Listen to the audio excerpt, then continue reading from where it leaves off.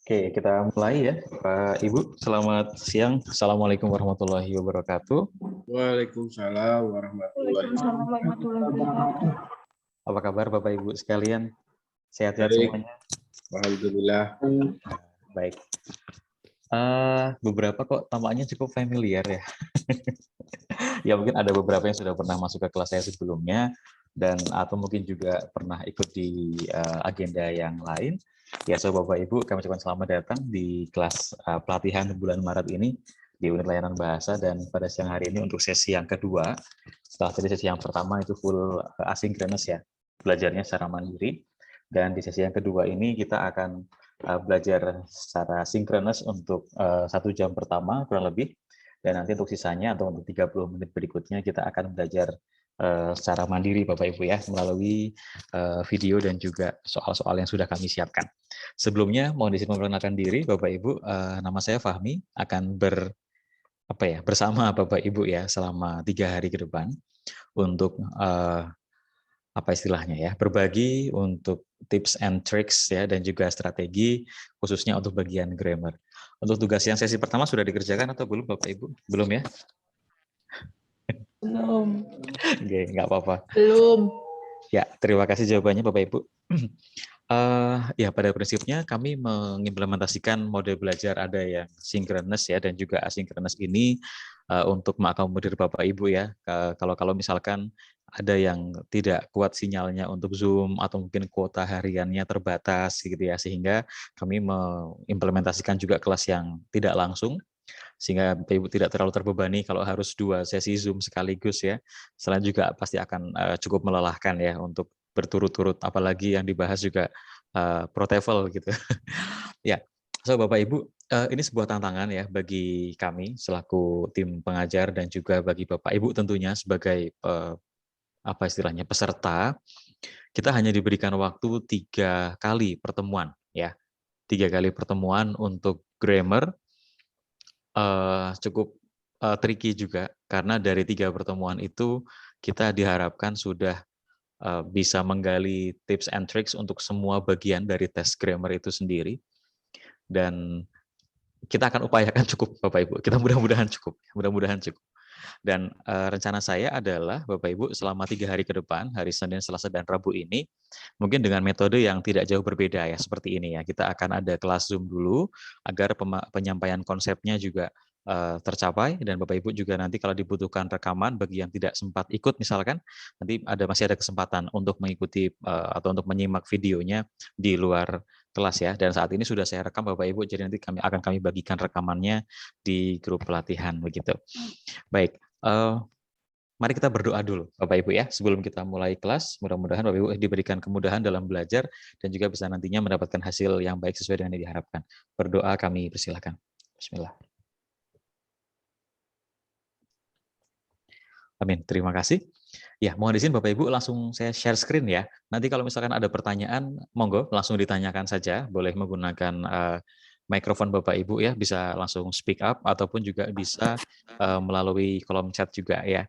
Dan tadi saya sudah sempat sampaikan bahwa ini cukup menantang karena kita hanya diberikan waktu 3 hari untuk ya untuk mempelajari cukup banyak hal.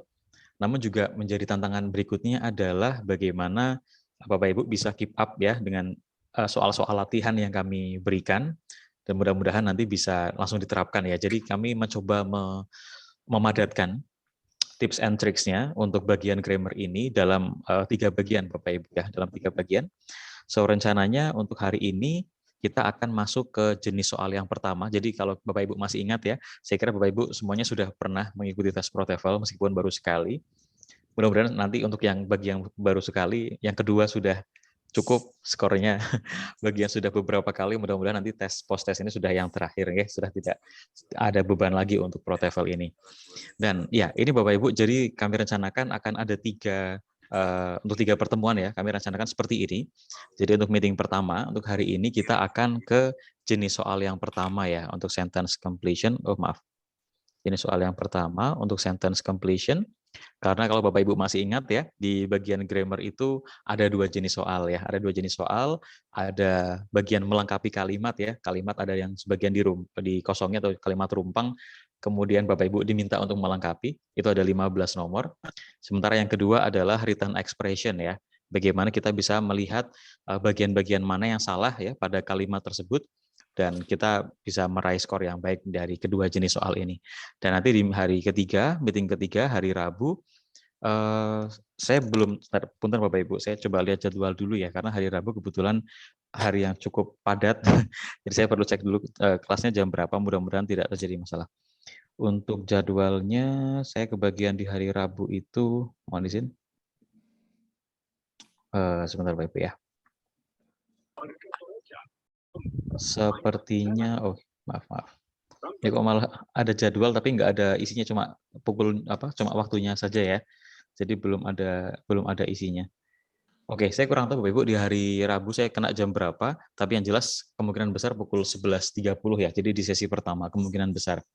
Karena memang di sesi yang kedua saya tidak bisa karena saya juga sudah ada kelas yang lain. Oke, kita skip dulu yang itu ya. So Bapak Ibu, untuk hari pertama ini kita akan fokus ke pembahasan soal yang jenis pertama, kemudian strateginya apa, step by step-nya bagaimana gitu ya. Mudah-mudahan Bapak Ibu nanti selain juga akan belajar mandiri, nanti setidaknya ketika berlatih bisa langsung melengkapi ya, bisa mengaplikasikan, maksud saya, bisa mengaplikasikan strategi yang akan coba kita bahas ya siang hari ini. Dan besok hari Selasa Bapak Ibu kita akan belajar untuk jenis soal yang kedua. Jenis soal yang kedua yaitu written expression, bagaimana kita mencari kesalahan di kalimat-kalimat yang telah diberikan oleh pembuat soal begitu. Dan yang ketiga di hari Rabu nanti kita akan gunakan untuk practice test dan juga pembahasannya. Ya, semoga bisa diterima Bapak Ibu. Oke, saya kira untuk scoring Bapak Ibu sudah sebagian besar sudah paham ya, bahwa sebetulnya scoring di ProTefel ya, scoring di ProTefel atau tes TOEFL pada umumnya itu sebetulnya berbeda dengan cara scoring di tes-tes yang lain ya, yang multiple choice yang lain. Di mana kalau untuk soal ProTefel atau soal TOEFL ini ada yang kita kenal sebagai raw score atau skor mentah, dan juga ada yang kita kenal sebagai converted score, skor konversi. Nah, oleh karena itu Bapak Ibu perlu tahu dulu ya. Kalau Bapak Ibu sudah tahu sekarang targetnya berapa, katakanlah saya kira di sini semuanya campur Bapak Ibu ya. Ada yang S1, S2 dan S3. Jadi kalau untuk S1 skor minimal adalah 427 untuk yang non bahasa Inggris, S2 453 kurang lebih, dan yang S3 adalah 477 ya. Kalau batas bawahnya 475, S2 450, tapi tentu akan lebih aman kalau kita bisa sedikit lebih dari itu. Nah, Bapak Ibu kita bisa memprediksi Ya, kita bisa menghitung-hitung, kita bisa mengkalkulasikan sebetulnya untuk mencapai skor minimal dulu ya. Untuk mencapai skor minimal itu kita butuh betul berapa sebetulnya. Itu bisa kita konversikan, bisa kita kalkulasikan. Nah, ini adalah tabel yang umum dipakai Bapak Ibu ya, yang sudah jadikan standar bahwa jawaban atau jumlah jawaban betul dari Bapak Ibu itu nantinya akan dikonversi dulu. Ya, dikonversi, kemudian baru dijumlah, dibagi 3, dan kemudian dikali 10. Itu adalah skor akhir Bapak Ibu. Dan nanti skor yang muncul di siakat itu langsung skor akhir ya. Nah, sekarang begini Bapak Ibu, mungkin sebagian ada yang sudah tahu juga. Ya, Mas Aziz silakan angkat tangan. Ada pertanyaan? Kepencet, maaf. Oh, oke. Saya kira wah luar biasa nih, baru mulai udah ada pertanyaan. Oke, makasih Mas Aziz ya. Ya. Oke, Bapak Ibu, ini ada 3 section ya. Ada section yang pertama untuk listening, section 2 untuk grammar, dan section 3 untuk reading. Nah, di sini kita bisa tahu Bapak Ibu, ini sampel dulu ya, simulasi dulu. Kalau di listening, Bapak Ibu, ini jumlah jawaban yang betul, ini skor konversinya. Kalau Bapak Ibu di listening betulnya 15, maka nanti konversinya menjadi 41. Ya, kalau listening skornya 15 atau jumlah jawaban betulnya itu 15, maka skor konversinya adalah 41. Kalau grammarnya sama, misalkan 15 juga, berarti konversinya jadi 42. Kalau readingnya kok kebetulan lebih tinggi, katakanlah dapat 23 gitu ya, maka konversinya adalah 47. Kita bisa dipahami ya cara skornya ya. Nah, tinggal nanti cara mencari skor akhirnya adalah kita tambahkan skor konversi itu 41 ditambah 42 ditambah 47. Nah, berapa ini Bapak Ibu? Berapa ya? 130 ya? Betul ya? 130. Ya, kemudian dibagi 3. Berapa 130 dibagi 3? Sekitar 40 berapa? Kalau untuk jumlah presisinya ada yang sudah menghitung? Ini biar kita tahu dulu ya. Ya, ini pengantar biar nanti Bapak Ibu tahu nih targetnya harus betul berapa minimal ya. 433. Oh, oke. 43 ya, kurang lebih. 3,3. 43,3 ini kemudian kita kalikan, maaf, ini sama dengan ya harusnya. 43,3 ini kita kalikan 10, sehingga skor Bapak Ibu finalnya adalah 433. Nih kawan-kawan yang S1 ya, kawan-kawan yang S1 atau mungkin D4 ya kalau ada di sini, maka kalau ingin mencapai skor minimal dan sudah lolos Pro TOEFL, maka tadi bisa jadi listeningnya cukup betul 15 saja ya. Grammarnya juga betul 15. Readingnya betul 23, itu sudah sampai ya, sudah bisa lebih dari 427. Nah, bagi Bapak Ibu yang di magister atau di doktoral tentu berbeda ya. Targetnya berbeda, pasti lebih tinggi. Dikira-kira aja. Jadi agar nanti hasil penjumlahan, pembagian dan perkaliannya hasilnya 450 atau 470 sekian gitu ya. Maka silakan dikira-kira aja. Kita ambil yang S3 lah misalkan, yang 475. Jadi untuk mendapatkan konversi di sekitaran angka 40-an, 400 sekian, 480-an, jadi Bapak Ibu harus mendapatkan konversinya kan di sini ya. Konversinya harus di sini, maaf saya geser dulu. Dan terakhir adalah di sini. Nah, jadi asumsinya untuk Bapak Ibu yang S3, maka untuk listening nanti jumlah jawaban benarnya adalah harus 27 untuk yang listening, untuk yang grammar minimal adalah berarti kurang lebih 21, dan yang terakhir untuk reading di sini berarti minimal 24. Nah, ini Bapak Ibu sekalian. Tuh. Untuk listening ini lebih dari separuh, sebetulnya harus lebih dari separuh ya, 27. Untuk grammar juga lebih dari separuh, yaitu 21, dan reading sedikit pas separuh nggak apa-apa, 24, 25. Jadi memang untuk skor 400, ya kita lihat ya, kalau kita hitung secara kasar saja dengan jumlah jawaban betul yang tadi ya, udah bisa kita terkan nanti skornya kan ya, 48 ditambah 48 ditambah 48, ya jelas skornya sudah pasti berapa? Ya bagi dijumlah dibagi 3 ya kali pasti hasilnya 480, betul nggak itu? Betul nggak Bapak Ibu? 48 kali 3. Betul ya, gitu ya. Saya matematikanya parah soalnya. Ya, kurang lebih segitu. Jadi kalau Bapak Ibu ingin mendapatkan skor yang di atas 475, setidaknya betulnya segini ya, yang S3 ya. Minimal untuk listening-nya betul 27, grammar-nya betul 21, dan reading-nya betul 24. Kalau kawan-kawan yang S1 juga mau mengejar skor yang sama akan lebih baik. Bahkan untuk semuanya saja, kalau ingin skornya lebih meyakinkan lagi, capailah lebih tinggi lagi. Nah, kaitannya dengan pertemuan dengan saya pribadi untuk kelas grammar Semuanya berarti begitu. Dalam? Bagaimana Ibu? Manisin? Ibu Purwanti? Oh enggak. Oke, kebetulan ke unmute ya. Saya kaget tadi. Oke, jadi Bapak Ibu sekalian, untuk kita bisa mendapatkan skor yang kita harapkan, sekarang kita akan fokus ke 21 nomor ini ya, target kita ya, selama 3 hari ini, bagaimana caranya Bapak Ibu bisa mendapatkan jawaban betul minimal sebanyak 21 nomor pada bagian grammar. Nah, pakai strategi juga gitu kan. Dari 40 kan kita 40 nomor ya. Kalau grammar kita lihat hanya 40 nomor saja. Jadi kita harus bisa memilih Bapak Ibu. Dari 40 nomor itu kira-kira manakah 21 nomor yang paling kita yakin bisa gitu. Ya, tentu ini perlu dilatih dan perlu dibiasakan. Nah, ini untuk sumber belajar saya kira nanti bisa saya jelaskan lagi di belakang. Kita akan langsung masuk aja Bapak Ibu ya. Kita akan langsung masuk saja. Jadi untuk yang bagian yang akan kita fokuskan pada hari ini adalah sentence completion, yaitu bagaimana kita melengkapi kalimat rumpang seperti yang ada di layar. Ini contoh saja ya, untuk contoh kalimat yang sering saya pakai untuk memperkenalkan pada Bapak Ibu sekalian. Dan kalau saya lihat dari participants yang ada di sini, ini ada yang baru saja kemarin belum lama ikut pelatihan dengan saya juga ya, baru kemarin bahkan ya. Itu ada Ibu Purwanti, kalau memang kebetulan ibunya sama ya, karena namanya mungkin agak mirip, dan Ibu Kartika ini juga kemarin baru saja ikut, baru kemarin selesai ya. Jadi Saya mungkin juga. Ibu Sinten ini, maaf.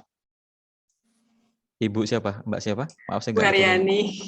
Oh, Ibu Haryani. Jadi mohon maaf ini Ibu yang kemarin baru saja ikut selesai pelatihan. Kalau contohnya mungkin masih mirip-mirip, mohon dimaafkan Bapak Ibu ya. Yang penting nanti, ya, udah strateginya nanti bisa kita, Ibu jadi bisa repetisi lagi ya. Oke, Bapak Ibu sekalian, kita perlu tahu bahwa yang pertama, untuk grammar yang bagian A, ya, grammar bagian A ini ada 15 soal, ya, 15 soal, itu katanya itu nomor 1 sampai 5 itu adalah yang paling mudah. Kemudian, maaf saya geser dulu. Kemudian untuk nomor 6 sampai 10 ya, 6 sampai 10 itu yang levelnya medium atau yang agak sulit. Kemudian yang terakhir nomor 11 sampai 15 itu yang levelnya cenderung sulit. Dan kalau saya lihat dari sebagian besar soal yang pernah saya kerjakan, memang begitu. Ya, memang begitu. Jadi target kita, Bapak Ibu, dari 15 soal pertama ini, kan target kita total ya, target kita total dari 21, dari 40 nomor adalah 21 jawaban benar ya, untuk skor 480 tadi. Nah, setidaknya untuk yang 15 soal ini, kalau saya boleh menyarankan Bapak Ibu, setidaknya dapatkan 10 nomor pertama. Itu ya, kalau mau lebih dari itu boleh. Yang jelas 10 nomor pertama ini setidaknya diupayakan bisa betul semua. Betul semua kalau bisa. Kalaupun enggak ya sebagian besar lah, at least sebagian besar sudah betul semua. Gitu ya. Dan nanti baru yang di grammar bagian B yang melengkapi kalimat dari nomor 6, menganalisa kesalahan dari nomor 16 sampai 40 ya, Bapak Ibu nanti bisa betul 10 juga. Atau silakan Bapak Ibu bisa berkonsolidasi dengan diri masing-masing ya. Kalau grammar ini yang pertama Bapak Ibu merasa aku lebih bisa yang di sini, ya udah kerjakan semaksimal mungkin, sebanyak mungkin agar nanti yang bagian menganalisa kalimat bisa agak lebih rileks gitu ya. Jadi kita tidak bisa asal mengerjakan dengan sporadis ya, tidak bisa asal mengerjakan dengan semuanya dikerjakan tanpa ada strategi ya. Target kita adalah 21, minimal 21. Jadi kalaupun misalkan kurang dari 21, ya Bapak Ibu harus mengkompensasi di skill yang lain, di reading misalkan, readingnya dinaikkan. Tadinya harus betul 27, jadi betul 30 gitu misalkan. Itu boleh seperti itu. Ya, asal jangan sampai ada satu skill yang terlalu terjun bebas ya. Itu juga skor konversinya akan turun sekali ya. Oleh karena itu dia akan menyeret skornya menjadi di bawah gitu. Nah, saran saya yang penting semuanya berimbang saja. Listeningnya betul sekian, grammarnya tadi betul 21, oke 20 nggak apa-apa. Nanti yang bagian readingnya coba diupayakan lebih maksimal lagi. Saya kira kalau bisa mendekati target tersebut, kawan-kawan S1 dan S2 saya kira sudah lebih dari cukup, dan Bapak Ibu yang S3 memang perlu di-push sedikit lagi untuk setidaknya di skor minimal yang tadi ini. Ya, oke. Kita akan mulai Bapak Ibu dengan sebuah contoh kalimat di sini. Ya, sebuah contoh kalimat bahwa dari nama tesnya saja, ya, dari nama tesnya sudah kelihatan di sini adalah sentence completion.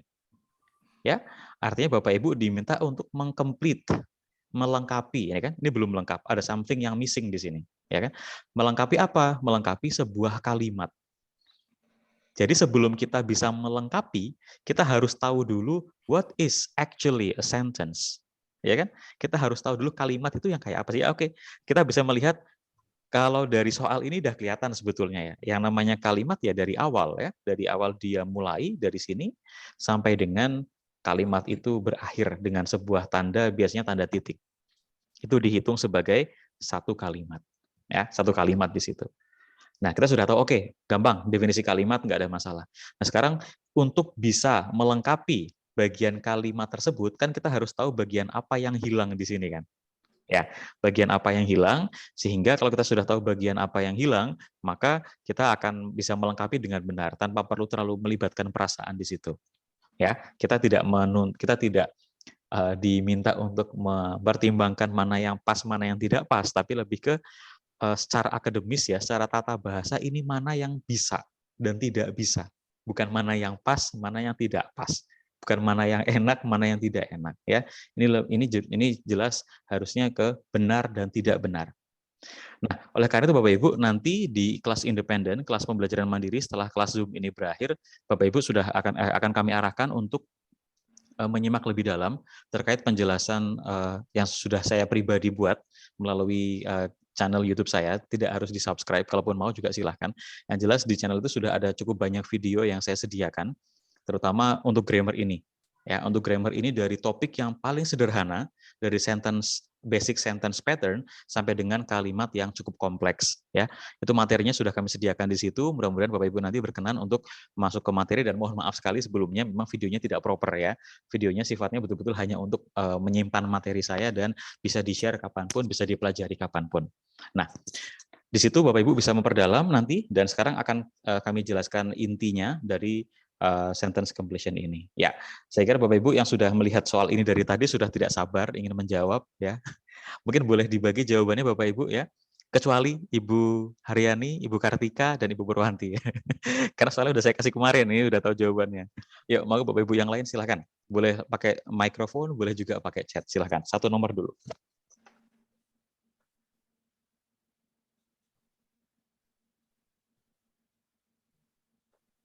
Ada yang mau coba jawab atau harus saya tunjuk Bapak Ibu? Saya tidak ingin terlalu seperti kuliah sebetulnya, tapi kalau memang nggak ada yang jawab ya terpaksa saya tunjuk nanti.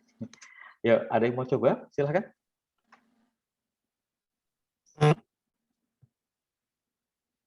Mas atau Mbak Nova Wibrian?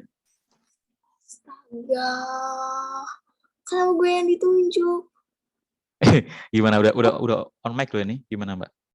Lazim. Iya Pak. Iya, Oh, nggak apa-apa. Jawab aja.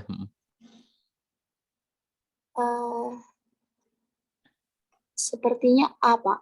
Oke. Komdi. Alasannya kenapa?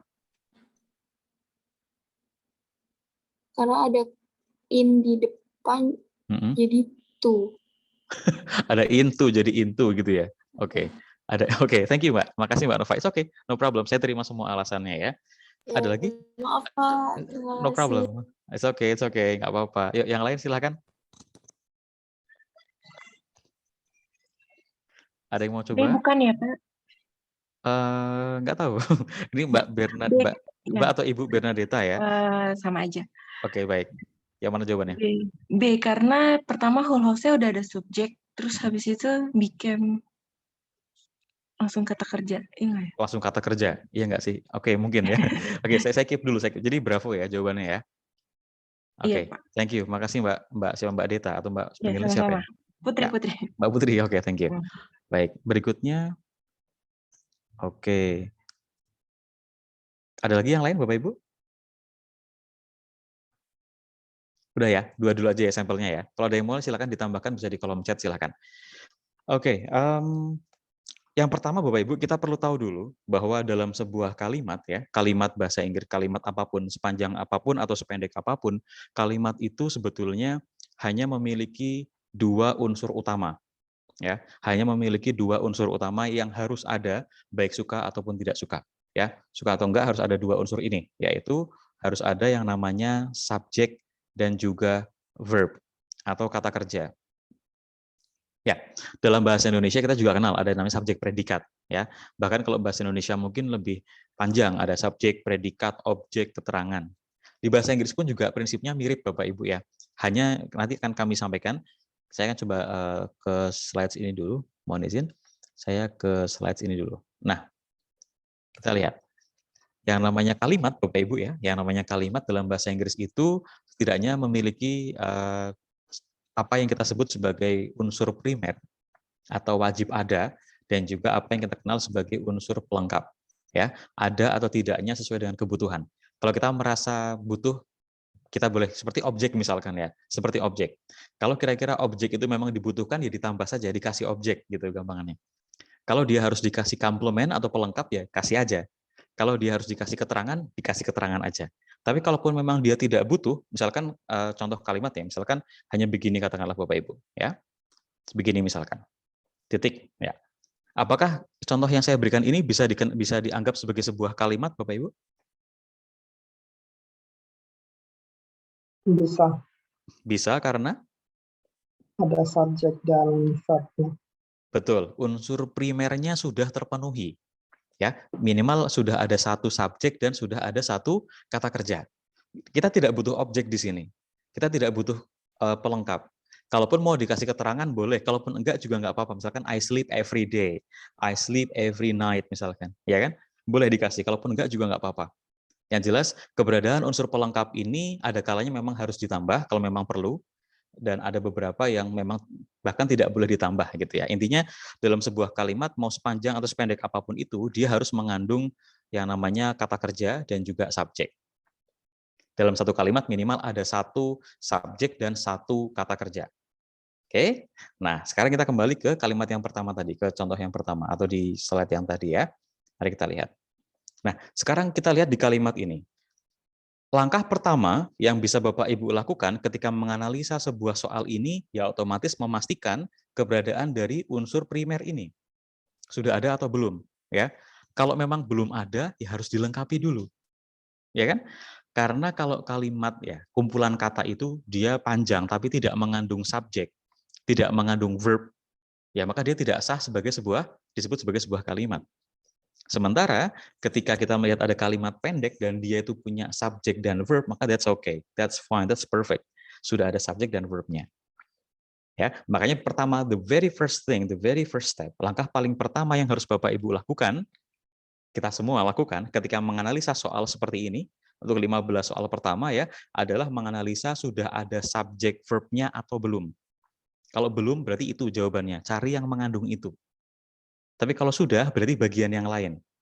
Ya, oke. Sekarang kita lihat di nomor 1 dulu. Di kalimat ini apakah sudah ada subjek verbnya, Bapak Ibu? Subjek itu berarti subjek ya atau subjek ya. Biasanya berupa kata benda. Kalau verb ya kata kerja otomatis karena dia menunjukkan sebuah action ya atau kata kerja. Yo, apakah ada Bapak Ibu di sini sudah ada subjek verbnya dari kalimat ini? Sudah. Sudah. Apanya? Dua-duanya atau salah satu saja? Whole house. Hanya subjek saja. Subjek. Oke. Satu aja. Baru ada subjek ya. Baru ada subjek yaitu Full house. hal house ya. Bukan hul, kalau setahu saya bukan hul bacanya tapi hal ya. Hal house. Dan di situ sebagai subjek. Nah, otomatis kalau sudah ada subjek ya yang namanya kalimat, maka dia mau tidak mau harus diikuti oleh kata kerja. Nah, sekarang sudah ada belum kata kerjanya? Belum, Sir. Berarti di sini kan, berarti what is missing atau apa yang hilang adalah kata kerja. Nah, sekarang di antara A, B, C, D, itu mana yang tidak bisa melengkapi unsur ini? Mana yang bukan verb? D. Yang mana dulu? Yang pertama adalah, sorry? One of the. Oke, yang C dulu. Kenapa, Pak? Kenapa ini nggak bisa? Karena? Itu kata kerjanya maksudnya. Pak Fahmi. Jawabannya malah yang ini Pak, jawabannya. Menurut saya. Terima kasih. Menurut Bapak begitu, menurut saya mungkin bisa sama, bisa tidak ya Pak ya. Oke, no problem. Saya hapus dulu Pak. Saya kira tadi jawabannya dianggap sah ini. Oke, baik. Jadi menurut Pak Rido jawabannya adalah yang C karena sudah ada kata kerja di situ. Oke, bisa diterima. Tapi kenapa tidak yang lain kayak misalkan to become? Ini kan juga ada seolah-olah ada seperti kata kerjanya juga. Became ini juga sepertinya kata kerja. Became juga di sini kata kerja. Ayo, mana yang salah? Yang salah. D itu salah. D. Yang salah dulu, yang salah dulu, yang salah ya. Yang salah dulu. D. Mas Sama Zuhari? ada it-nya. D yang salah. D, salah kenapa? Sudah ada subjeknya it. Good, very Ada it. good. Kita dalam sebuah kalimat bahasa Inggris itu tidak boleh ada yang namanya double subject, ya. Perhatikan, kalau di sini ada seperti kata kerja dan sebelumnya itu kok muncul kata benda seperti ini atau kata ganti, maka mau tidak mau dia akan berfungsi sebagai subjek. Mau tidak mau, tata aturannya begitu. Padahal di kalimat ini sudah ada, ya. Di kalimat itu sudah ada subjek. Ya, oleh karena itu kita nggak bisa misalkan sudah ada hal house gitu ya, sudah ada subjek, kok masih mau dikasih subjek lagi? Ya, itu yang tidak boleh. Ya, memang tidak bisa begitu. Harus satu subjek untuk satu verb. Nah, begitu. Ya, oleh karena itu yang D salah karena terjadi double subject. Kemudian yang jelas salah lagi adalah yang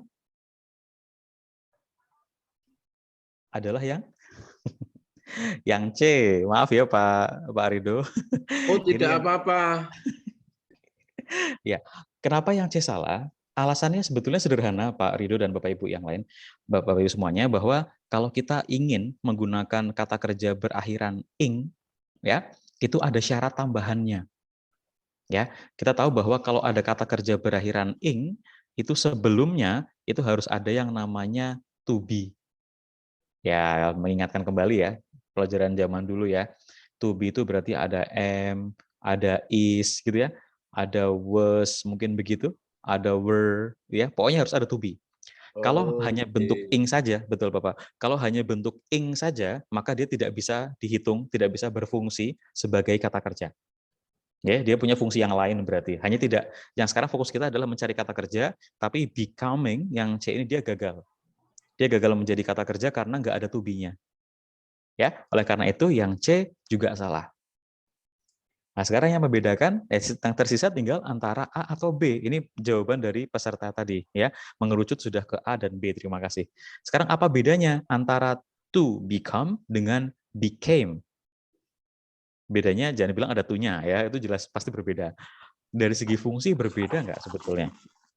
Verb 1 dan verb 2, sir. Good. Untuk dari kata become-nya adalah bentuknya ya, ini adalah bentuk satu. Tapi jangan lupa dia di depannya ada to, jadi rangkaiannya menjadi seperti ini ya. To diikuti bentuk satu. Sementara kalau yang B ini hanya bentuk kedua saja. Terus yang mau dipakai yang mana? Dan kenapa? Yang B. Yang bravo, betul. Saya akan ambil jawaban yang betul dulu. Jawaban yang betul adalah yang bravo karena sebentar, bukan karena dia menggunakan kata kerja kedua, yaitu alasan juga ya. Tapi yang lebih jelas alasannya adalah kalau Bapak Ibu melihat ada rangkaian to diikuti bentuk satu seperti ini, maka dia bukan kata kerja. Seperti misalkan ya, kalau kita lihat ada kata watch, berdiri sendiri seperti ini, itu boleh dianggap sebagai kata kerja bentuk satu. Tapi kalau yang muncul adalah to watch, begini, nah, ini malah bentuknya namanya sekarang adalah to infinitive. Bukan lagi kata kerja. Ya, jadi yang membuat pilihan A ini gagal karena keberadaan dari to di situ. Oke? Dan jadi langkah pertama kita sekarang adalah mencari kata kerja dulu Bapak Ibu ya. Mencari kata kerja, otomatis mencari kata kerja ini juga dibutuhkan support dari Bapak Ibu sendiri terkait dengan vocabulary. Ya, vocab itu harus betul-betul di-improve, ditambahkan, dikuasai lebih banyak lagi agar ketika kita mencari kata kerja itu juga bisa lebih mudah. Oke, karena kalau kita nggak tahu artinya juga mungkin akan agak sulit juga. Itu oke. Dan sekarang kita akan coba memperdalam kenapa apa sih sebetulnya kalimat itu ya secara sepintas. Nah, di sini sebetulnya ada beberapa hal yang perlu Bapak Ibu kuasai agar mengerjakannya bisa lebih enak ya. Namun untuk meeting pertama ini saya hanya akan fokus kepada dua hal ini saja. Oke, hanya yang pertama adalah kalimat dan klausa, bedanya itu apa? Kemudian conjunctions, ya. Apa peran kata hubung di dalam kalimat ini dan bagaimana peran kedua aspek ini dalam memperlancar Bapak Ibu mengerjakan soal pertama, khususnya untuk nomor 1 sampai 15. Ini hal yang mutlak Bapak Ibu. Ya, harus betul-betul kita paham. Sebetulnya tidak sulit, ya. Saya yakin tidak sulit. Kita akan lihat sebentar. Ini yang tadi ya. Oke. Karena ada animasinya jadi ke bawah. Yuk, kita mencoba menganalisa dulu Bapak Ibu. Ya, ada 2 contoh rangkaian di sini Bapak Ibu ya. Ada 2 contoh rangkaian, yang pertama dan yang kedua. Yang pertama itu berbunyi, China, a country on a continent thousands of miles from the United States. Kalimat kedua, corals, hydras, jellyfish, and sea anemones are colintrates. Di sini yang kalimat yang mana? Yang kedua, Pak. Karena Karena kalau yang kedua itu kan sudah ada noun-nya, ini corals, hydras, jellyfish, and sea anemones. Itu kan banyak, terus ada are, terus colintrates-nya itu. sebagai apa nih kira-kira Mbak? Untuk yang dari kata corals Untuk sampai anemones ini sebagai apa? untuk menjelaskan yang di depan. Oke, fungsinya kalau dalam kalimat sebagai apa nih? Dari antara subjek, verb ini fungsinya sebagai subjek, betul. Iya, ini subjek kalimatnya. Dan di sini juga sudah ada verb. kata kerja atau verb, betul. Betul sekali. Nah, kita lihat kalau kita bandingkan dengan contoh yang pertama, itu contoh yang pertama lebih panjang, ya kan? Contoh yang pertama itu lebih panjang, tapi dia tidak sah ya, tidak sah disebut sebagai kalimat ya, karena di sini tidak ada apa? Dari awal sampai akhir tidak ada. Tidak diakhiri Nah, ya itu juga tidak diakhiri dengan tanda titik dan juga tidak ada subjek dan verb. Ya, tidak ada subjek dan verb, tidak ada tanda titik, maka dia tidak bisa disebut sebagai kalimat. Sementara yang kedua, meskipun relatif lebih pendek, dia punya unsur minimalnya bahkan dilengkapi dengan komplement ya, atau bahkan dilengkapi komplement atau objek. Yang penting ada unsur pelengkapnya, bahkan juga sampai ada di sini ya. Oke, unsur primernya juga sudah ada, subjek verbnya sudah terpenuhi, kemudian sudah diakhiri dengan tanda titik, dan oleh karena itu dia sudah sah disebut sebagai kalimat. Nah, Bapak Ibu, semua soal ProTefel bagian grammar itu adalah kalimat utuh seperti ini. Artinya kalimatnya bentuknya adalah kalimat ya. Untuk nomor 1 sampai 15 itu nomor 1 isinya kalimat. Satu kalimat, semuanya satu kalimat sebetulnya. Cuma kok bisa kelihatan ada yang panjang dan ada yang pendek, itu biasanya diakibatkan oleh apa yang kita kenal dengan istilah klausa. Nah, sekarang Bapak Ibu kita coba menyimak sebentar ya. Sekarang pukul 13. Oke, masih cukup. Kita lihat. Nah, coba. Oke.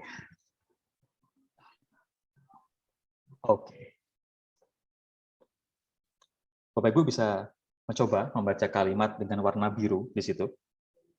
Inferential statistics is a formalized body of methods for solving another class of problems.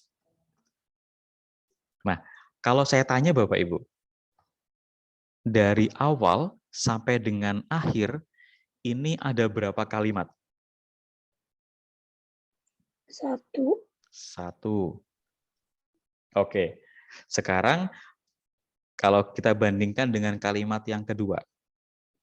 Oke, coba dibaca dulu, tidak perlu buru-buru. The temperature of the sun is over 5,000 degrees Fahrenheit at the surface, but it rises to perhaps more than 16 million degrees at the center. Ada berapa kalimat, Bapak Ibu? 1 kalimat, 2 klausa. Oke, langsung ke situ ya. Karena saya belum bilang klausa nih, belum bahas masalah klausa. Tapi sudah paham berarti dasar klausanya. Oke, sekarang kita lihat. Untuk kalimat yang pertama, ya, dari inferential sampai dengan problems, itu adalah terdiri dari 1 kalimat ya. Dan contoh kalimat yang kedua pun sama sebetulnya. Ini juga sama-sama merupakan 1 buah kalimat. Ya. Nah, kembali ke tips kita yang pertama tadi, bahwa setiap kali kita melihat sebuah kalimat, itu yang perlu kita cek ya adalah keberadaan dari subjek dan verb. Ya. Mari kita bandingkan. Kalimat yang pertama, Di sini subjek verbnya yang mana Bapak Ibu? Kalimat yang pertama dulu. Subjeknya yang mana, verbnya yang mana?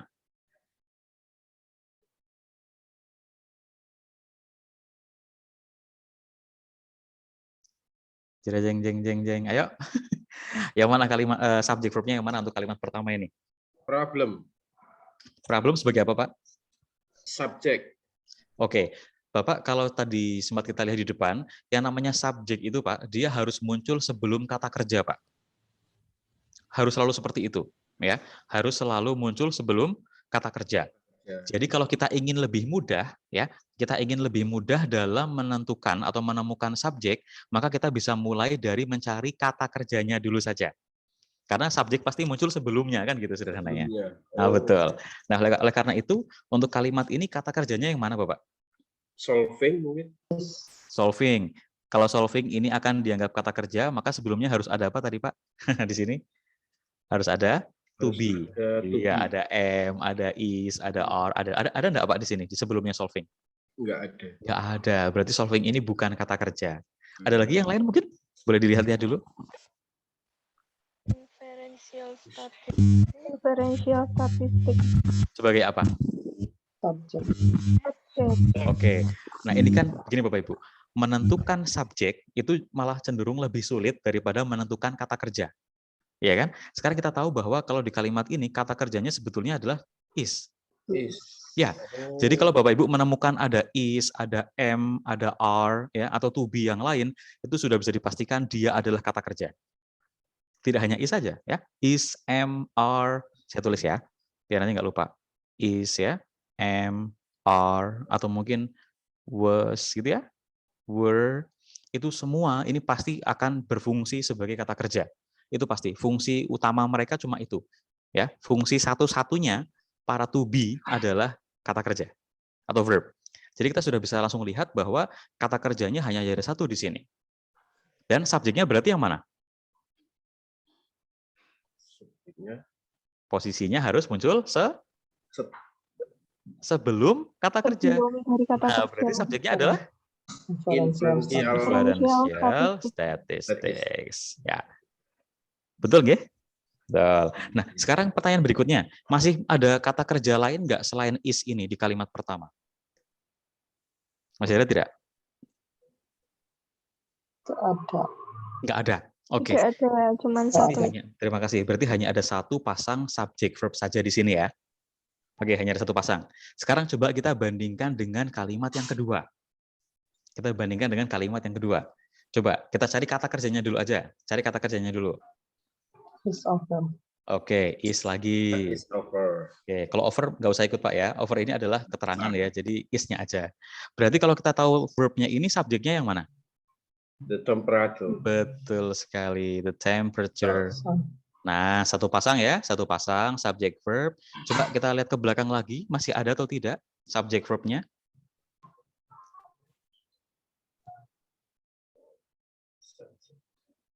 Tidak ada.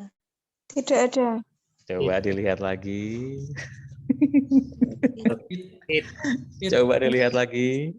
Kata kerja dulu deh. Cari kata kerja dulu. Ada nggak kata kerja di belakang? Iya, betul sekali. Rises, yes. Jadi kalau sudah jelas verbnya rises, maka subjeknya adalah yang it. Ya. Oke, jadi untuk kalimat kedua ini kita punya berapa pasang? Dua. Dua. Kalau sementara kalimat pertama ada berapa pasang? Kalimat pertama, subjek verbnya hanya ada Satu. Jadi meskipun ini sama-sama satu kalimat ya, contoh kalimat pertama dan kedua, ternyata bisa mengandung jumlah subjek verb yang berbeda. Iya, jadi ada kalimat yang verbnya cuma satu seperti ini. Ada juga yang satu kalimat yang verbnya ada dua, bahkan mungkin ada yang tiga, ada yang empat, sangat mungkin terjadi. Dan itulah Bapak Ibu, keberadaan atau jumlah subjek verb ya, jumlah subjek verb dalam satu kalimat itu yang kita kenal dengan istilah klausa. Jadi bisa kita simpulkan, untuk kalimat nomor 1, di sini klausanya ada 1. Ada satu. Ya, karena klausa ini bisa dilihat dari jumlah subjek dan verb. Subject dan verb. Ya. Sementara di kalimat kedua, klausanya ada ada dua. Iya. Tahu dari mana? Ya ini, subjek verbnya ada dua. Subjek verb yang pertama, subjek verb yang kedua. Jadi klausanya ada dua. Pak Fahmi, berarti Gini. kita lebih mudah untuk menganalisis ini kalau di situ ada to be-nya itu ya, is, am, are, was, were, untuk menentukan subjeknya dulu ya. Betul, Baru Bapak. setelah itu Betul. baru verb-nya. Kalau pas kebetulan di kalimat itu verbnya memang to be, Pak. Karena kan verb nggak hanya to be, Pak ya. Seperti yang ini misalkan tadi, rises ini hampir nggak kelihatan tadi kan, ya, hampir tidak terlihat ya. Karena kata kerja itu memang banyak, Pak. Maaf tadi dengan Pak Sinten, saya nggak menyalakan ini. Pak Sinten masih? Saya Rido. Oh, Pak Rido ya, masih yang Pak Rido tadi ya. Jadi begini Bapak Ibu, kata kerja ya, kata kerja kalau boleh saya share sedikit, saya intermezzo. Terima kasih Pak Rido atas statementnya. Jadi kalau untuk kata kerja Bapak Ibu ya, kata kerja itu ada beberapa jenis. Oke. Ada kata kerja yang bentuknya adalah be, ada kata kerja yang bentuknya adalah non be. Itu.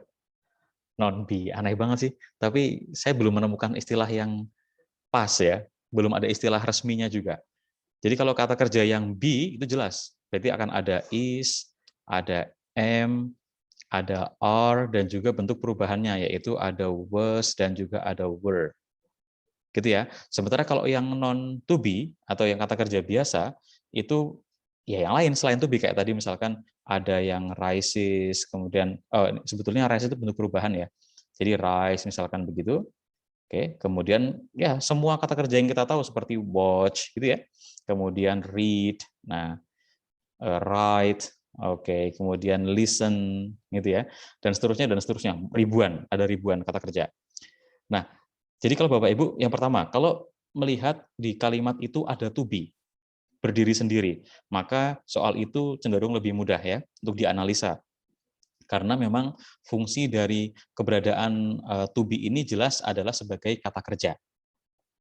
Nah, sementara untuk yang jenis yang kedua ini memang akan sangat dipengaruhi oleh jumlah atau koleksi kosakata Bapak Ibu. Seperti misalkan, kalau saya misalkan menggunakan coba Bapak Ibu, saya akan tulis beberapa kata ya. Saya akan tulis beberapa kata dan mohon dilihat mana yang kata kerja dan mana yang bukan. Oke. Saya akan coba misalkan, saya akan mulai melihat, saya akan memberikan dari misalkan begini. Saya mulai dari misalkan yang pertama. Oke. Oke. Oke. Ya. Di antara keempat kata yang saya tuliskan, kata random ya, acak yang saya tuliskan sini, manakah yang merupakan kata kerja Bapak Ibu? Induction. Oke. Bapak yakin induction?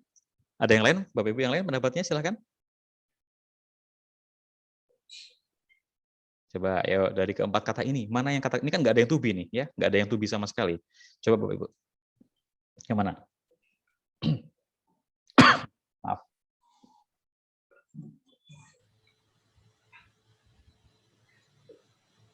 Ya, saya sambil lihat di chat ya.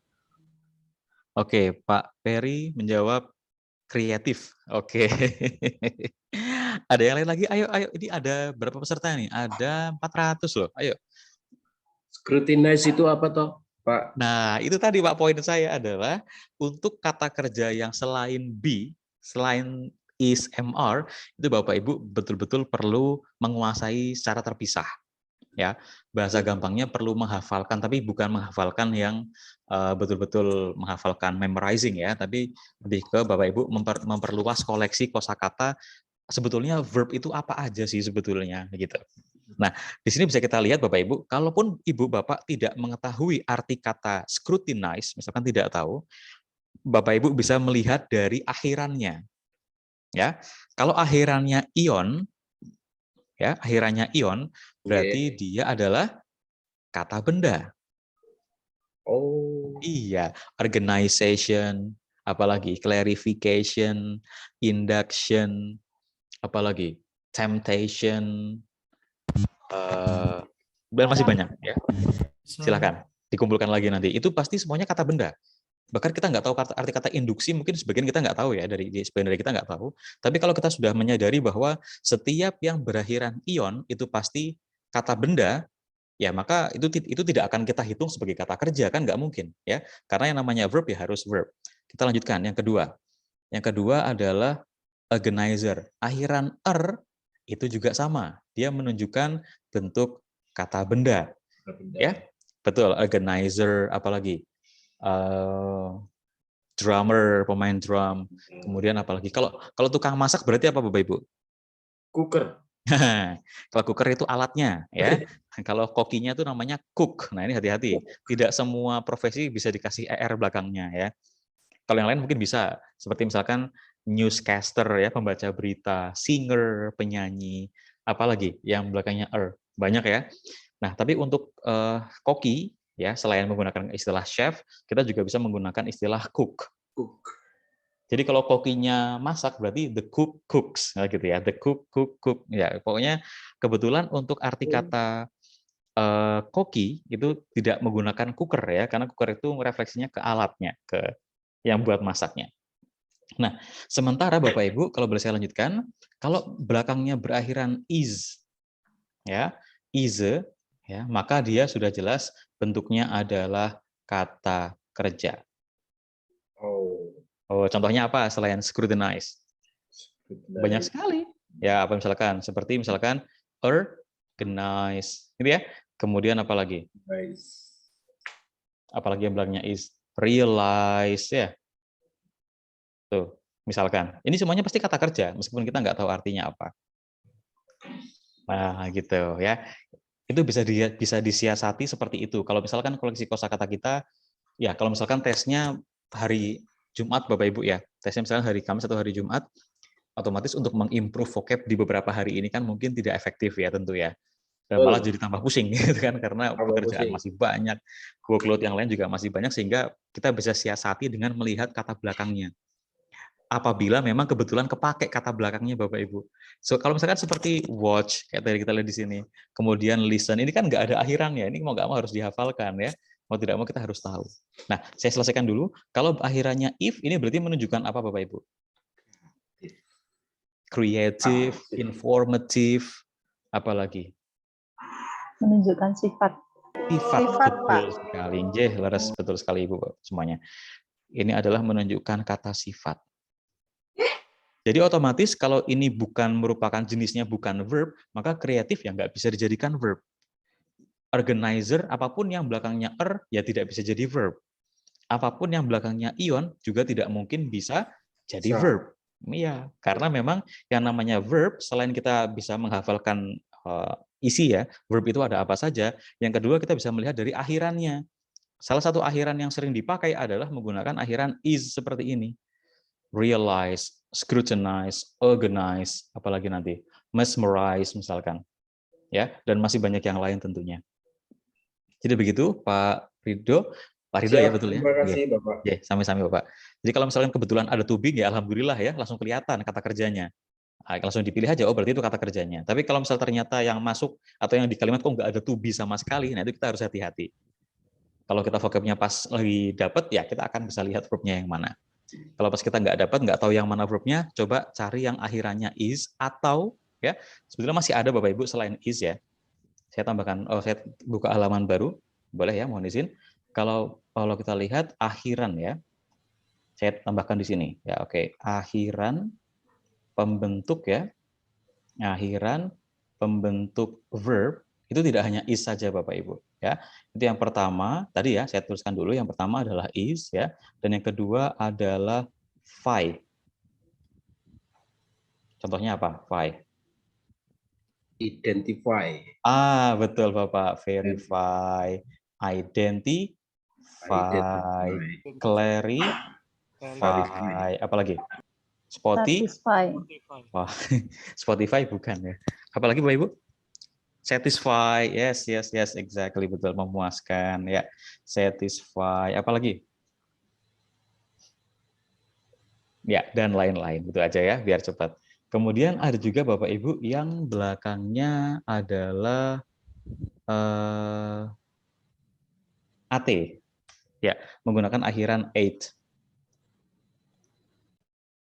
Ya, misalkan, Donate. oh bukan, Donasi. oh donate, maaf ya, saya dengarnya roommate Bapak, betul, donate, ya, mendonasikan, betul. Kemudian apa lagi? Checkmate. Kayaknya anak UKM catur ini kayaknya nih.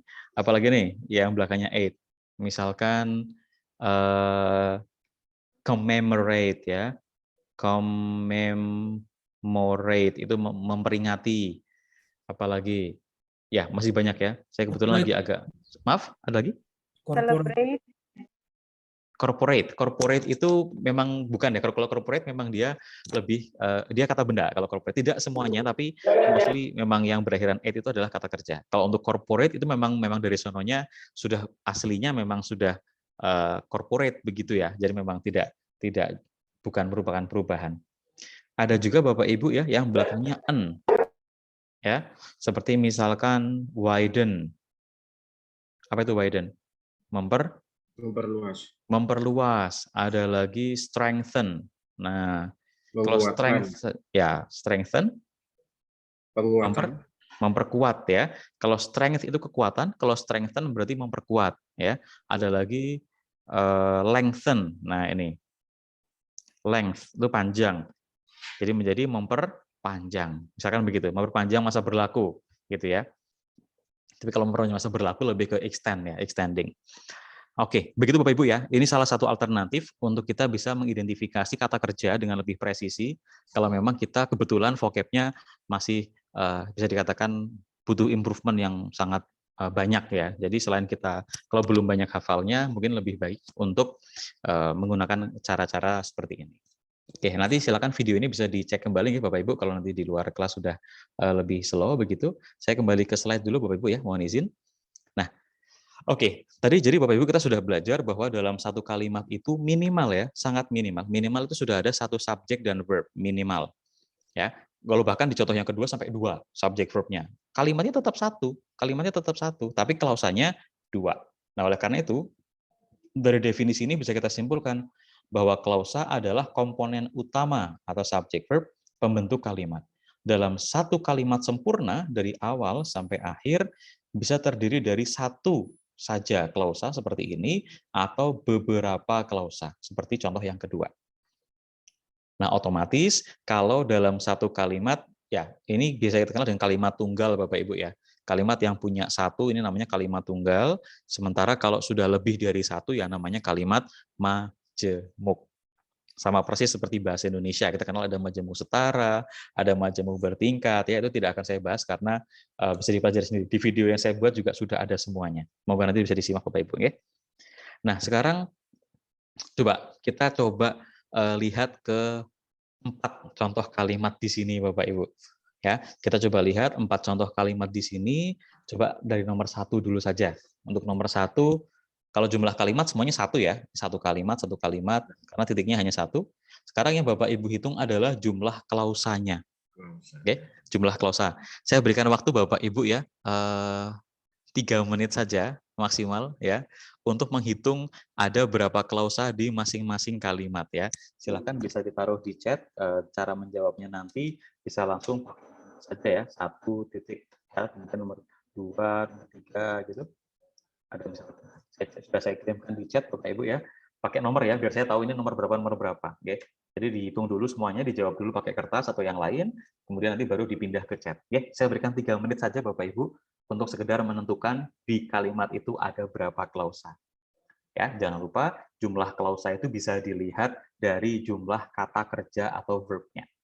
Kalau mau buka kamu silahkan, tapi kalau sempat saja. Oke, silakan Bapak Ibu, saya mau ke belakang dulu. 3 menit kita mulai dari sekarang. Silahkan.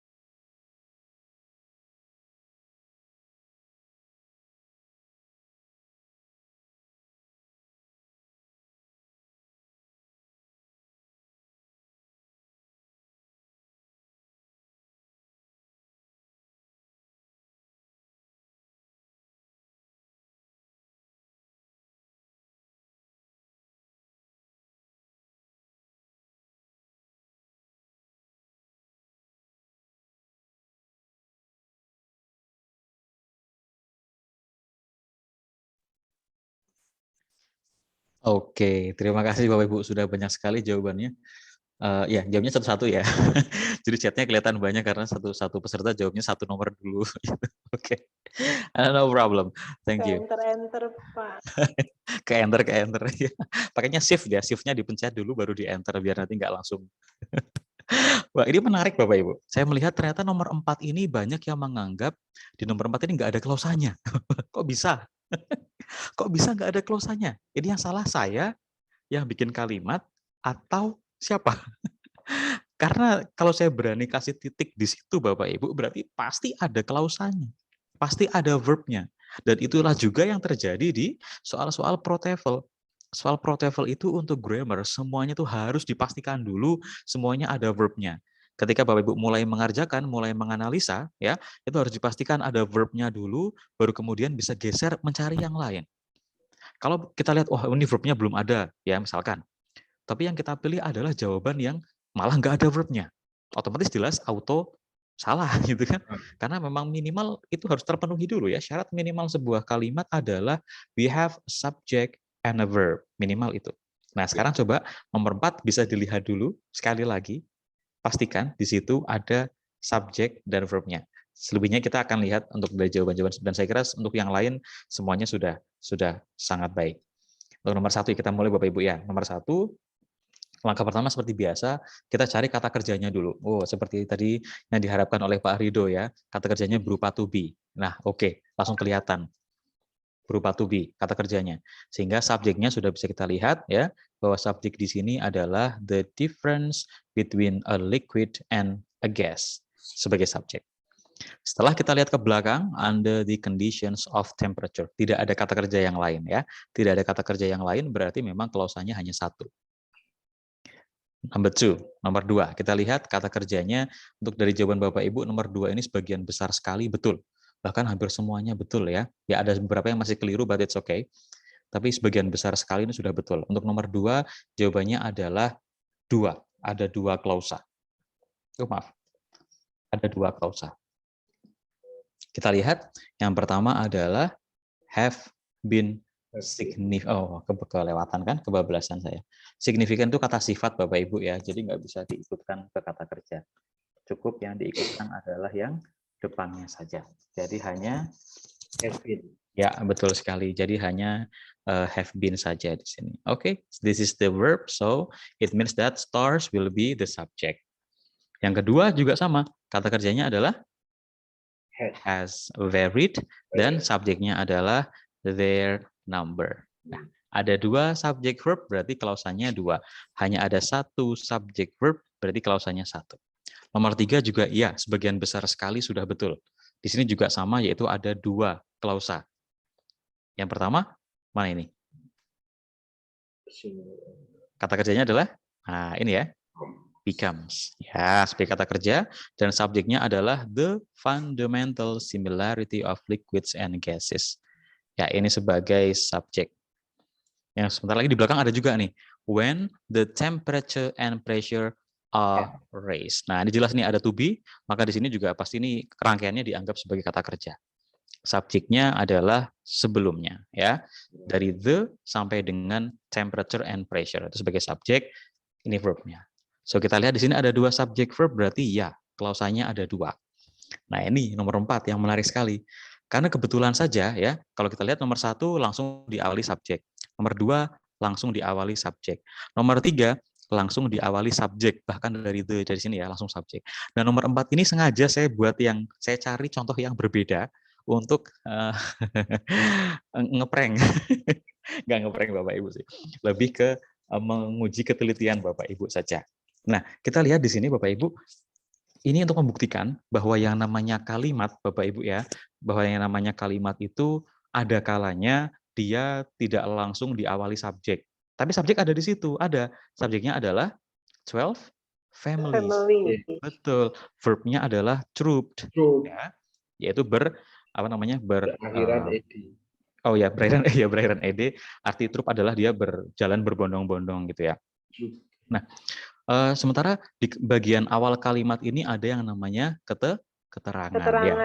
Keterangan ini termasuk unsur yang tidak wajib ada. Jadi kalaupun misalkan kalimat ini tidak ada keterangannya pun juga tidak masalah kan? Kalimat tetap berbunyi seperti ini.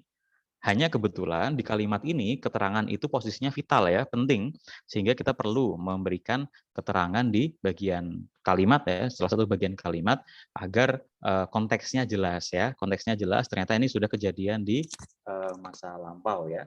Oke, jadi keberadaan ini juga tetap perlu ada. Tapi yang jelas yang menjadikan pertimbangan utama kita bukan ada tidaknya keterangan Bapak Ibu ya, tapi ada tidaknya subject verb ini. Oke. So di sini jumlahnya adalah 1. Nah, setelah kita bisa membedakan di satu kalimat itu ada berapa kata kerja di melalui contoh ini, sekarang kita juga akan semakin menyadari ternyata ketika dalam satu kalimat ya, satu kalimat itu ada 2 klausa atau bahkan lebih ya, dia akan membutuhkan sebuah unsur tambahan atau fitur tambahan di situ. Karena klausa itu ibaratnya, kalau saya pernah sampaikan di beberapa kelas saya, bahwa yang namanya klausa itu ibarat batu bata Bapak Ibu. Ya, mohon maaf kalau ilustrasinya tidak terlalu bagus, tapi saya melihat ini paling logis ya. Begini Bapak Ibu, kalau kita membangun sebuah tembok, membangun sebuah rumah ya, dan kita hanya menggunakan satu batu bata saja, apakah kita membutuhkan perekat untuk batu bata itu, untuk merekatkan dengan batu bata yang lain? Tidak. Karena memang nggak ada batu bata yang lain kan gitu ya, hanya satu batu batanya gitu. Mau direkatkan sama siapa kan nggak ada, jomblo gitu kan, maaf sendirian gitu. Jomblo ya Mas. Batu batanya jomblo, klausanya jomblo seperti nomor 1 Bapak Ibu. Ya, jadi klausanya masih single, tunggal, menyendiri. Jadi dia nggak butuh ikatan di antara mereka. Oke, mungkin kita akan besok kapan-kapan saya rubah ilustrasinya menjadi pasangan ya, tapi takutnya sensitif nanti. Oke, kembali. Sementara ketika kita membangun sebuah tembok dan itu terdiri dari let's say 2 batu bata. Agar mereka bisa terikat, agar tidak lepas begitu, apa yang kita butuhkan di situ Bapak Ibu? Perantara, pengikat. Semen kan? Semen. Ya, istilahnya kalau ilustrasinya seperti ini berarti kan di antara 2 batu bata kita kasih semen di tengahnya agar menempel kan begitu, agar terhubung menjadi satu rangkaian tembok ya. Sederhananya begitu. Itulah prinsip kalimat atau prinsip klausa di dalam kalimat. Kalau dalam sebuah kalimat batu batanya cuma 1, nggak usah pakai perekat. Sementara ketika dalam sebuah kalimat ada 2, kita butuh yang namanya perekat. Perekat itulah yang kita kenal dengan istilah conjunction. Untuk menghubungkan klausa 1 dan klausa kedua. Untuk konteks kalimatnya cuma punya 2 klausa. Kalau klausanya 3, klausa 1, klausa 2, klausa 3. Berapa perekat yang kita butuhkan? 2. Jadi di sini dan di sini, betul? Ya. Nah, kalau kita kaitkan ke kalimat, berarti kalau dalam kalimat itu ada 3 klausa, jadi subject verb-nya ada 3. Subjek verb pertama, subjek verb kedua, subjek verb ketiga. Maka agar kalimatnya utuh sempurna, kita harus menambahkan atau harus ada di situ, harus kita pastikan ada 2 buah conjunction. Sekarang kita lihat di contoh nomor 2 dan nomor 3. Karena di sini konteksnya sudah ada 2 klausa. Pasti harus ada 1 conjunction. Nah, untuk nomor 2 conjunction-nya adalah N. Nah, ini adalah conjunction. Sementara untuk nomor 3, When. Ini adalah conjunction. Sementara nomor 1? Enggak ada. Lah ini apa? Ini apa? Ya, Tapi N-nya di sini bukan untuk menghubungkan klausa, ya. N-nya hanya digunakan untuk Kumpulan mereka itu. menghubungkan antara liquid dengan gas. Sama juga dengan di sini. Meskipun di sini sudah ada when, tapi N yang di sini tidak dihitung sebagai conjunction. Karena dia hanya menghubungkan liquids and gas. gases. Oh iya. Begitu? Oke. Nah, sekarang kita kembali, Bapak Ibu, Ya, saya coba kita lihat. Kita sekarang, nah ini adalah conjunction yang ada. Saya tidak ingin merepotkan Bapak Ibu untuk menghafalkan semuanya. Saya sendiri juga malas kalau suruh menghafalkan semuanya. Hanya kita perlu tahu bahwa ada beberapa conjunction yang sangat jadi favorit, gitu ya, yang sering hampir selalu dipakai, gitu. Ketika dari soal-soal. Apa saja? Saya coba ambil beberapa contoh Bapak Ibu ya. Yang jelas kalau saya boleh kasih tanda itu adalah ini After, 1, kemudian also, 2, kemudian 3, 4, kemudian 5, 6, before, puluhan Bapak Ibu ya. Boleh saya bilang pasti puluhan. Hanya tapi masih lebih mending daripada harus kita menghafalkan semuanya. Kemudian kalau yang ini tidak usah dihafalkan, ini tidak akan pernah diuji, ya, dilupakan saja. Ini juga tidak pernah. Ini ada beberapa yang jarang. Jadi Bapak Ibu bisa fokus pada yang saya tandai saja, oke? Oke, sebentar. Ini kalau ini tidak akan saya hitung karena ini lebih biasanya untuk menghubungkan kalimat bukan klausa. In fact, in short, in spite of. Ini juga bukan. Ini saya cross out saja. Jadi sebetulnya udah nggak sampai 100 Bapak Ibu ya. Karena memang begini, bahasa Inggris itu bahkan di antara para penggunanya asli, para pemilik bahasa itu, mereka juga banyak perdebatan. Kalau menurut ahli A, conjunction itu ya cuma ini gitu. Yang B ternyata ini bisa juga kok, jadi dia punya beberapa versi. Makanya kita akan mengikuti conjunction yang modul yang kita pakai Bapak Ibu, yaitu miliknya Longman ya. Kita akan menggunakan modul miliknya Longman yang filenya juga sudah dibagikan di grup. Ya, untuk modul structure itu di situ sudah ada list conjunction tapi harus dicek satu-satu. Kemudian ya, so, since, or, thus, ini semuanya kena. Ini kena. Ya, ada berapa nih? 1, 2, 3, 4, 5, 6, 7, 8, 9, 10, 13, 16, 19, 22. Setidaknya ada 22 conjunction yang Bapak Ibu perlu pirsa, itu perlu tahu ya, minimal. Bahkan kalau mungkin bisa lebih lagi kalau Bapak Ibu bisa lihat di buku nanti ya. Nah, minimal ini ada 22 dan kalau kita lihat di contoh yang tadi sudah muncul ada 2 ya, yaitu ada and dan juga ada when. Ya. Dan nanti di contoh yang lain juga bisa kita lihat. Nah, berarti sekarang Bapak Ibu kita sudah mencapai target yang cukup penting, yaitu Bapak Ibu sudah pirsa untuk kedua syarat ini. Ya, yang tadi. Nah, ya kan? Kita sudah bicara perbedaan antara kalimat dan klausa. Bapak Ibu sudah oke, perbedaannya sudah paham, dan keberadaan conjunction serta fungsi conjunction juga sudah Bapak Ibu pahami. Oke. Dalam, ada pertanyaan Ibu, Bapak? Silakan. Kita masih punya waktu 10 menit, jadi mohon izin malah ini akhirnya kelasnya full Zoom ya. Tadinya mau saya potong di jam 2, tapi ternyata konsepnya belum tersampaikan semua. Jadi hari ini kita akan full Zoom dulu, nggak apa-apa. Tinggal 10 menit lagi, insya Allah Bapak Ibu selesai. Oke. Pertanyaan Bapak Ibu. Nanti kalau ini sudah paham, kalau dua hal ini Bapak Ibu sudah paham, saya sudah berani mengajak Bapak Ibu untuk menggunakan cara yang cukup cepat ya dalam mengerjakan soal-soal ini, yang nomor 1 sampai 15 terutama. Oke. Nah, untuk yang unsur yang lain seperti apositif, inversi, itu nanti nyusul aja ya. Kalau jenis kata saya kira Bapak Ibu sudah aman ya, karena Bapak Ibu saya yakin sudah tahu apa itu noun ya, sudah tahu apa itu verb, apa itu adjective ya. Nanti silakan bisa dieksplor sendiri, apa itu adverb, keterangan ya, ada juga apa itu preposisi.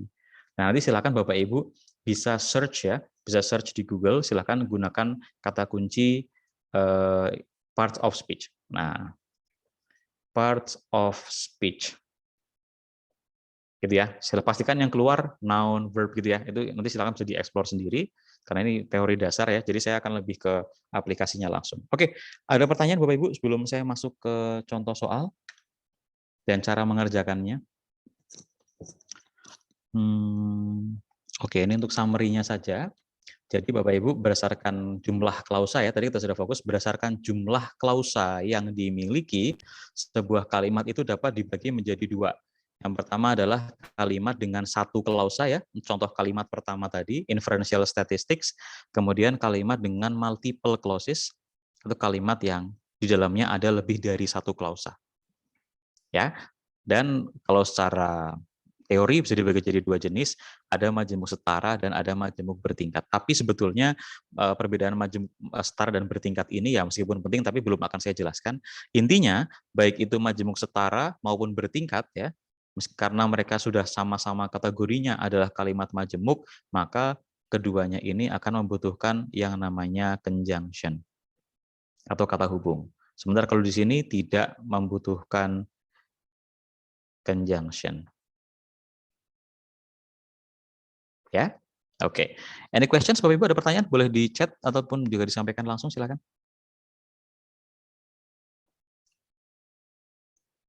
Ini saya skip dulu. Saya akan coba ke kalimat yang sederhana dulu. Ya, kita latihan juga perlu gradasi, Bapak Ibu ya. Jadi latihan jangan langsung soal yang sulit, tapi soal yang ada levelingnya biar enak belajarnya. Saya akan mulai dari sini dulu. Iya, dari nomor 1. Nah, untuk cara mengerjakan soal seperti ini, Bapak Ibu, ya, maaf ini saya revisi sebentar, mohon izin. Saya revisi slide ini dulu, biar nanti bisa saya coret-coret dengan lebih enak, Bapak Ibu. Saya stop sharing sebentar, mohon izin sebentar. Sambil menunggu, kalau Bapak Ibu ada pertanyaan, monggo silahkan. Kalau saya menjelaskannya terlalu cepat, mohon di stop ya, Bapak Ibu saya. Karena memang dari sononya cara saya berbicara seperti ini, sehingga punten sebentar. Sadar ternyata ngomongnya udah cepet ya. Oke. Ada pertanyaan Bapak Ibu ya? Oke, kalau belum, ini sudah mulai petir ya di sini di Jogja, di UNY terutama di kampus. Di mati lampu ya. Ya 5 menit lagi kita selesai. Oke. Saya cut dulu, Oke, ya. Saya share screen lagi Bapak Ibu. Bim mana? Oh, ini dia. Yuk. Oke, Bapak Ibu ketika melihat soal seperti ini itu jangan langsung panik ya, jangan langsung panik dan tolong untuk sementara dihindari dulu cara-cara yang non akademis ya, seperti mencoba memasukkan satu demi satu dan melihat mana yang pas dan mana yang tidak pas. Yang kedua juga mohon tidak menghitung kancing ketika mengerjakan seperti ini, jangan dulu lah, itu untuk yang langkah terakhir kalau betul-betul sudah mentok ya. Langkah pertama adalah langsung saja Bapak Ibu. Langsung saja tanpa mungkin bahkan tanpa memahami inti dari kalimat itu ya. Kita nggak harus paham kalimatnya tentang apa kok ya. Kita hanya perlu tahu mana verb-nya. Ya, hanya perlu tahu itu dulu yang pertama, langkah pertama. Identify the verbs. Atau mungkin lebih dari satu. Coba kita praktekkan. Apakah di kalimat ini sudah ada verb-nya Bapak Ibu? Yang mana? Ada Pak. Was. Jangan lewat ya, was-nya ya. Oh, satu kali. Ya, was backed up ya, bisa kelewatan. Oke. Jadi sebelumnya mohon maaf Bapak Ibu, saya menggunakan warna merah karena memang default-nya warna merah dan sepertinya lebih mudah terlihat ya. Was backed up. Oke, kata kerja. Sip. Unsur utama sudah ada dan kita pastikan juga kalau di situ ada kata kerja harusnya ada subjek. Sudah ada belum di sini Bapak Ibu? Belum ada. Berarti Belum ada. Ya. Tinggal milih. Semuanya tinggal milih, Pak. Dari listening pun juga sama, listening, reading juga semuanya tinggal milih aja ya. Iya, betul. Langsung milih skor juga. Mau skornya berapa milih sendiri. Nah, kita perlu tahu Bapak Ibu ya, saya kembali ke sini, yang namanya subjek itu harus kata benda. Yes. Ya? Coba mana di antara A, B, C, D yang bisa jadi subjek yang mana? Traffic. Ayo, mana kata benda? Di antara traffic dan cars. Nah, otomatis kalau ada yang membedakan apa antara traffic dengan cars di sini? Ada S-nya. Betul. Ada S-nya dan ada S-nya. Kalau yang traffic ada T-nya ya. Oke. Traffic ini sifatnya tunggal karena akhirannya tidak ada S-nya. Sementara kalau cars ini jamak. Berarti lebih dari satu ya. Oleh karena itu dia akan sangat mempengaruhi kata kerja, keberadaan kata kerja di sini. Nah, kita lihat kata kerjanya ternyata menggunakan menggunakan was ya. Yang kita tahu bahwa was itu merupakan perubahan dari am dan juga is. Perubahannya di was. Tunggal. Karena kalau were itu baru perubahan dari are. Oleh karena itu kalau kita sudah tahu bahwa kata kerjanya adalah was, maka otomatis subjek yang ada di sini harus berubah subjek tunggal. Traffic. Nah, jadi jawabannya adalah yang C. Hai, ya. Langkah pertama, bahkan ini kalau dengan langkah pertama saja sudah ketemu, berarti ya sudah aman. Gitu. Kita tidak perlu lanjut ke langkah yang kedua. Amin. Ya. Ya Rabbal Alamin. Mudah-mudahan soalnya seperti ini. Mudah-mudahan. Tapi kok kayaknya enggak ya, tapi enggak tahu juga. Oke, contoh nomor 2. Oke, sekarang. Langkah pertama sama. Selalu gunakan langkah pertama yaitu mengidentifikasi kata kerja. Yang mana Bapak Ibu? Oh, maaf, saya perlu men-charge. Are needed. Di soal? Apa di soal? Sudah ada kata kerja belum? Belum Belum ada. ada. Di soal ini ya kata kerja belum ada. Baru kita cari di antara ini. Mana yang bisa jadi kata kerja? Ya hanya yang Are needed. Bapak Ibu mungkin akan berpendapat, berarti soal praktikal nggak mungkin kayak gini, Mas. Karena selama ini mengerjakan sepertinya nggak semudah ini. Ya, ini kan leveling Bapak Ibu ya. Kita leveling dulu. Kita konsep dasarnya dulu. Nanti saya bawa ke soal yang lebih sulit dan soal yang sangat sulit kalau Bapak Ibu minta boleh. Ya, saya siap dengan semua jenis soal insya Allah. Terakhir, ya. The boy going to the movies with a friend. C. D is Ayo, ayo. D is Hati-hati. C. Yuk. Kata going ini adalah bentuk ing ya. Bentuk ing harus diawali dengan be. To be. Nah, be atau to be. Be itu bentuknya bisa ini Bapak Ibu. Bisa yang am, is, atau are, atau bisa was, atau bisa were, atau juga bisa pakai be saja. Asalkan sebelumnya diawali dengan modal. Seperti misalkan, kita pasti juga pernah lihat, ada misalkan pakai kata can be, gitu, pernah? Yes. Will, be, ya, may be, gitu kan? Kan should be. Pernah nggak Bapak Ibu melihat ada misalkan can is, pernah nggak? Can are, pernah nggak? Pernah nggak? Tidak. Tidak. Karena ketika sudah ada model seperti ini, maka harus kembali ke bentuk aslinya, yaitu be. Nah, itu juga bisa kalau memang cocok. Kalau cocok. Kalau nggak cocok, ya berarti pakai yang di antara kedua ini saja. Yuk, monggo. Yang pertama bisa nggak nih?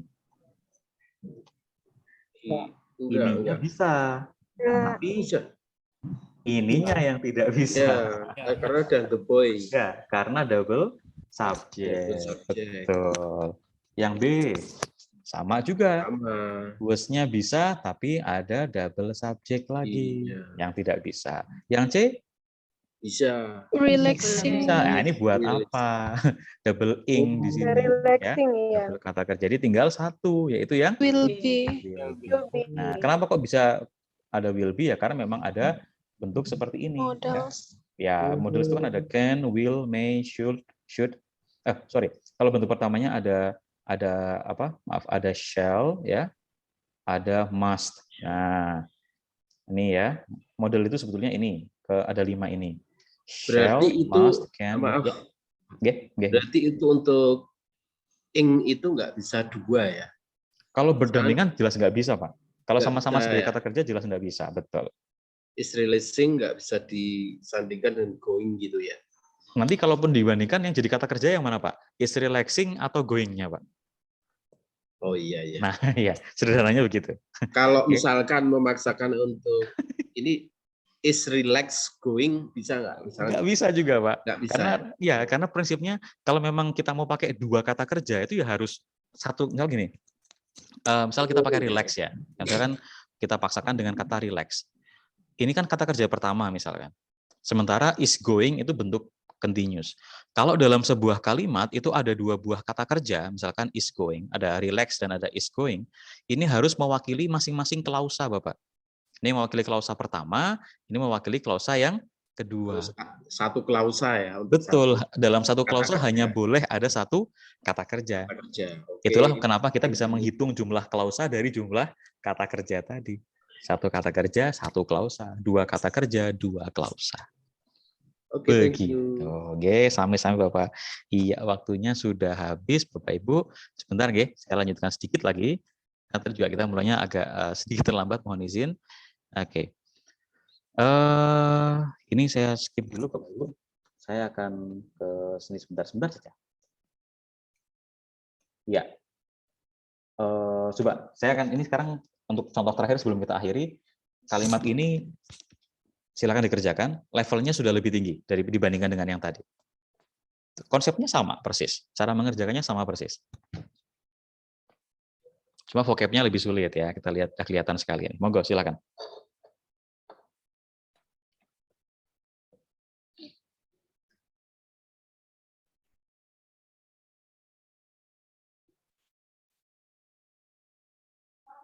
Yuk, ada Bapak Ibu? Mana Ibu?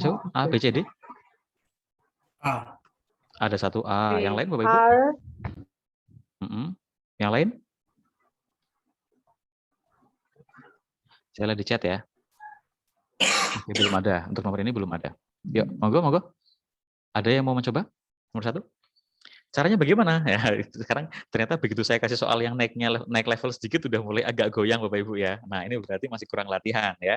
Diperbanyak lagi. Lebih baik bergetar ketika berlatih daripada bergetar ketika mengerjakan ujian ya. Makanya yang diperbanyak adalah latihannya. Ya, kalau tes saya kira sekali 2 kali harusnya sudah bisa, okay? Jadi tidak perlu jangan terlalu banyak mengambil tes Bapak Ibu. Perbanyaklah untuk belajar. Gaya banget saya nih. Oke, sekarang nomor 1. Cara pertama sama, identifikasi kata kerja dulu Bapak Ibu. Ada nggak? In Thiel Philosophical School of Pragmatism, certainty and ini bla bla bla ya, ini kan kosong. And there are no absolute. Oke, 1 kata kerja ketemu. Ya, 1. Tapi, nah kita lanjut ke langkah yang kedua. Langkah yang kedua, setelah kita berhasil mengidentifikasi kata kerja, Bapak Ibu coba identifikasi keberadaan conjunction. Ada tidak? Karena ini mempengaruhi jumlah klausa nantinya. Ya. Kok ternyata ada? Ada. Ya, ada di sini, ada conjunction. Padahal, kalau kita lihat tadi, kalau ada 1 saja perekat di sini, and, maka kita butuh berapa klausa Bapak Ibu? 2 klausa. 2 klausa. Ya kan? Kita butuh 2 klausa. Yang sekarang sudah ada berapa klausanya? 1. Ini kan yang belakang ini. There are no bla bla bla. Ya. Di sini untuk klausa yang kedua. Berarti kita masih butuh 1 klausa. untuk memastikan harus ketambahan 1 kata kerja lagi kan begitu ya untuk klausa pertama. Sehingga di antara A, B, C, D ini kita harus memilih pilihan jawaban yang punya kata kerja. Jadi ini sudah auto gugur, ini juga auto gugur kan begitu. Sekarang, nah, sekarang tinggal kita selain kita mencari kata kerja, pastikan juga dia disertai oleh sebuah subjek. Nah, jadi mana yang urutannya subjek dulu, baru kata kerja? Nah, the only. Ya. Hanya ini ya. There sebagai subjek, is ini sebagai verb, yang B tidak bisa. Ya. Iya. Nanti Bapak Ibu, saya akan bagikan soal-soal untuk untuk independent learning-nya saya bagikan linknya setelah ini, dan juga Bapak Ibu akan saya berikan soal-soal tambahan seperti ini, ya. Soal-soal praktis silahkan nanti dicoba Bapak Ibu untuk malam ini. Ya, kalau Bapak Ibu merasa butuh silahkan bisa dicoba dan dicari pertanyaan apa yang kira-kira masih dibingungkan. Besok bisa ditanyakan ke kami di kelas atau bahkan juga bisa ditanyakan via WA juga. Kami membuka konsultasi seluas-luasnya Bapak Ibu ya. Membuka konsultasi seluas-luasnya untuk persiapan Bapak Ibu semua ini.